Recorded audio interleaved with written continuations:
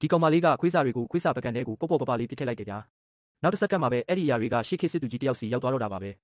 စစ်တီတွေကရန်သူတိုက်ခိုက်မှုလို့ထင်ပြီးချက်ချင်းကိုအသင့်ပြင်လိုက်ကြတာပေါ့တေချာကြည့်လိုက်တော့မှအဲ့ဒါကအယိုးကြီးတစ်ခုဖြစ်နေတာကိုတွေးလိုက်ရတယ်သူတို့ဘာမှတုံ့ပြန်ချိန်တော့မရလိုက်ခင်မှာပဲအချောက်ခံထားတဲ့အသားမုံတွေကပကံထဲကနေစက်တိုက်ပြုတ်ချလာတာပါအသားဘူးတွေပါတရားစိမ့်ရစိမ့်နဲ့ထွက်လာတော့စစ်တီတွေအားလုံးအံ့အားသင့်သွားကြတာပေါ့သူတို့တွေအသားမစားရတာ6လတောင်ရှိနေပြီလေ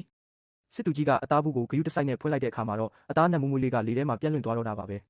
စစ်သူကြီးကဒါဟာနတ်ဖျားတွေပေးသနာတဲ့ကောင်းချီးမင်္ဂလာလို့ယုံကြည်သွားခဲ့တယ်သူကစာတစောင်ရေးပြီးနတ်ဖျားစီကနေအစားအစာတွေထည့်ရဖို့အတွက်မိရှို့ဆူတောင်းလိုက်တာပေါ့အဲ့ဒီစာရဲ့ပြာတွေကမမျှော်လင့်ဘဲနဲ့ဒီခေတ်ကကောင်မလေးရဲ့မျက်နှာပေါ်ကိုရောက်သွားခဲ့တယ်သူကစိတ်တူသွားပြီးအနားမှာရှိတဲ့ခွေးစာဘူးတစ်ခုကိုကောက်ကင်လိုက်တယ်ပြီးတော့ခွေးစာပကံထဲကိုတန်းပြီးပစ်ထည့်လိုက်တာပါပဲ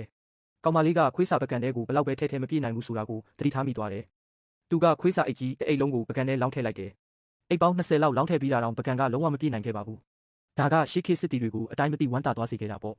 သူတို့နောက်ဆုံးအကြိမ်အသားစားခဲ့တာကိုတော့မနှဲပြန်စဉ်းစားနေရတဲ့အခြေအနေမျိုးပါသူတို့ကဒီထူးဆန်းတဲ့ရိတ်ခါတွေကဘာတွေလဲဆိုတာကိုလုံးဝမသိကြပါဘူး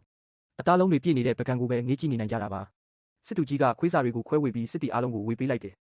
စစ်တီတယောက်ကတော့သူ့ရဲ့အသားစားခြင်းစိတ်ကိုမထိန်နိုင်တော့ပါဘူးခွေးစာကိုနည်းနည်းလေးမြည်ကြည့်မိသွားတာပေါ့နောက်တစ်ခဏမှပဲသူကမြေကြီးပေါ်ကိုပြိုလဲကျသွားတော့တာပါပဲသူ့ရဲ့လုပ်ဖို့ကင်ဖက်စစ်တီတွေအားလုံးကတော့အစားအစာမှာအစိတ်ပါနေတယ်လို့ထင်သွားကြတယ်လူတိုင်းထင်ထားတာနဲ့ဆန့်ကျင်ဘက်ဖြစ်ပြီးစစ်တီကတော့အရန်ကိုစိတ်လှုပ်ရှားသွားခဲ့တယ်သူကခွေးစာတွေကဘလောက်တောင်အရသာရှိလဲဆိုတာကိုပဲတတွတ်တွတ်ပြောနေတော့တာပေါ့သူတို့ရဲ့အစားအစာပြက်လက်မှုပြဿနာခဏတာပြေလည်သွားပေမဲ့စစ်တီတွေကရေပြက်လက်မှုတံကိုလည်းအကြီးအကျယ်ခံစားနေရဆဲပါပဲစစ်သူကြီးကတော့နတ်ဖျားတွေရဲ့ကောင်းကြီးအတွက်ပဲစိတ်ရင်းနဲ့ဆူတောင်းနေနိုင်တော့တယ်ကောင်မလေးကတော့ခွေးစာပကံကဘလို့မှမပြေနိုင်ဘူးဆိုတာကိုသိသွားခဲ့တယ်သူကပကံကိုရေပိုက်ကောင်းအောက်မှာထားလိုက်ပြီးရေတွေစီးကျလာအောင်လှုပ်လိုက်တာပေါ့